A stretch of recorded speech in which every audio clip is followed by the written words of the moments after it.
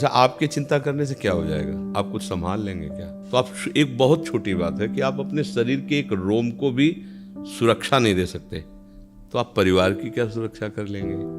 आप किसी की क्या सुरक्षा कर लेंगे? मतलब आप असमर्थ हैं। वो आपसे करवा सको, आपकी भुजाओं में बैठकर वो ऐसा कार्य करवा सकते हैं कि आप खुद सोचेंगे कि ये तो हो ही नहीं सकता था मेरे से। उनके आश्रित रहो।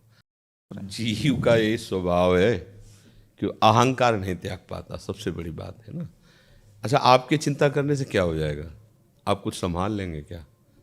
आप अपने एक रोम को भी नहीं संभाल सकते। अगर वो गिरना चाह रहा है, समय आ गया है, वो गिर जाएगा। आप न उसे लगा सकते हैं न रोक सकते हैं। तो आप एक बहुत छोटी बात है कि आप अपने शरीर के एक रोम को भी सुरक्षा नहीं दे सकते, तो आप परिवार की क्या सुरक्षा कर लेंगे? आप किसी की क्या सुरक्षा कर लेंगे? मतलब आप असमर्थ हैं। तो फिर जो सर्वसमर्थ प्रभु हैं उनके भरोसे पे हो जाओ, वो आपसे करवा सकते हैं। वो आपसे करवा सको, आपकी भुजाओं में बैठकर वो ऐसा कार्य करवा सकते हैं कि आप खुद सोचेंगे कि ये तो हो ही नहीं सकता था मेरे से। उनके आश्रित रहो। जो भी अपना है, चाहे रिश्ता हो, चाहे वस्तु हो, चाहे संपत्ति हो, चाहे ये शरीर हो, वो प्रभु को समर्पित भावना से कर दो। नाथ सकल संपदा तुम्हारी, मैं सेवक समेत सुतनारी। हे प्रभु, अब आप जानो, आप देखो। तो आपको जब कभी किसी की चिंता हो तो प्रभु की तरफ देखो कि नाथ, इस शरीर से इसका ये संबंध है, मेरी तो सामर्थ्य नहीं, पर इच्छा है ये सुखी रहे, स्वस्थ रहे, चाहे वो बच्चा हो, बच्ची हो, रिश्ते हो, नाते हो। प्रभु आप देख लो, आप जैसा समझो। बस अपना काम इतना है। हो सकता है हमारे मन की बात है कि मान लो आप हमसे जुड़े, अभी आपको दुखी देखें तो हम आपसे थोड़ी कहेंगे, हम तो श्री जी से कहेंगे कि श्री जी ठीक है, जैसे भी हैं पर हैं तो आपके ना, अब आप संभालो, आप देखो। ऐसे आप भी जो आपसे जुड़े हैं, जहाँ आपका मन जुड़ा है, तो आपको उनकी सारी की सारी चिंता इनके चरणों में दे देंगे। प्रभु आप देखो, और वो सब संभाल लेंगे। प्रभु सब विश्वास करो, वो सब। प्रणत कुटुंब पाल रघुराई, गोस्वामी तुलसीदास जी कहते हैं। शरणागत के, प्रणत माने शरणागत के परिवार को भगवान पालते हैं। कुटुंब पाल रघुराई। चिंता ना करो, चिंतन करो, भजन करो, उसी से सब ठीक हो जाएगा। कई बार हमने सत्संग में सुना है, एक सोझा नाम जी के भगत थे, गृहस्थ। तो सत्संग और भजन के प्रभाव से उनको एक दिन लगा कि अब मेरा जीवन व्यर्थ संसार में जा रहा, अब मैं विरक्त होकर भगवान का भजन करूंगा।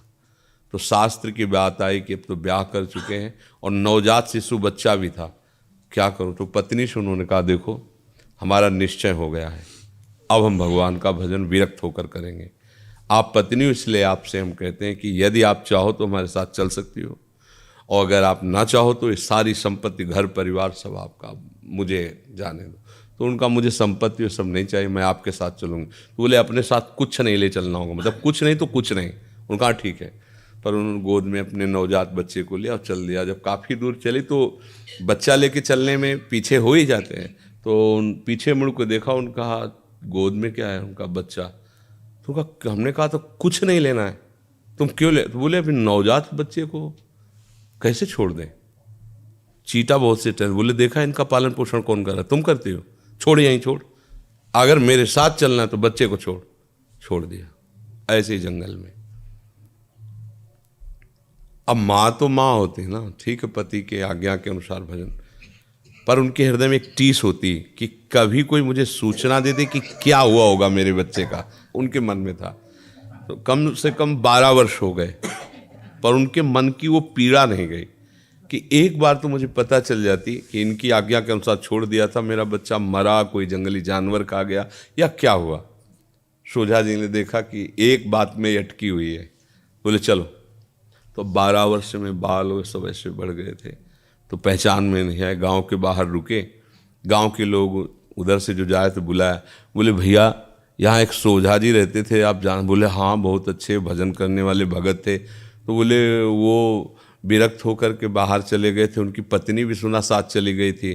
बोले हाँ, और उनका बच्चा भी था, वो इतने निर्दयी कि वो अपने बच्चे को वही जंगल में छोड़ दिया। पर भगवान की कृपा देखो, वो अपने आप बताने लगा, भगवान की कृपा देखो, राजा जो है सोझा जी का बड़ा आदर करते थे। तो जब सुना कि सोझा जी चले गए तो राजा ने अपने सैनिकों को भेजा कि एक बार उनको रोको, हम बात करेंगे। तो वो तो मिले नहीं, पर रास्ते में लड़का मिल गया उनको, और राजा के लड़का नहीं होता था, तो उनका ऐसे भक्त का बालक हमें मिल गया, तो इसको हम गोद लेते हैं। बोले वो आज 12 वर्ष का राजकुमार है।